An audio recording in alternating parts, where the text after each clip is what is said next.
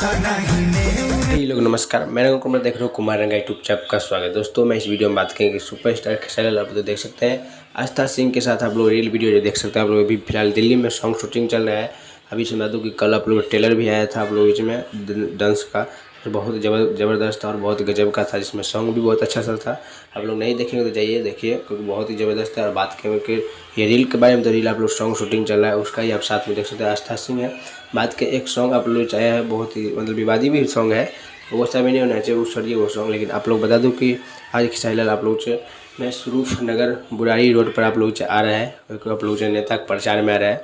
तो आप लोग जाइएगा और देखिएगा। और बात करें तो सॉन्ग के बारे में, तो सॉन्ग अभी फिलहाल तो चल ही रहा है। होली के सॉन्ग एक आया है, उस पर रील वीडियो आप लोग देख सकते हैं। ये बनाया है आस्था सिंह और खेसारी लाल। और चैनल पर नया चैनल सब्सक्राइब लेकर, क्योंकि खेसारी लाल का कोई भी छोटा बड़ा अपडेट आता है तो कोशिश करता हूँ डालने के लिए। मैं नेक्स्ट वीडियो तक ले, जय हिंद।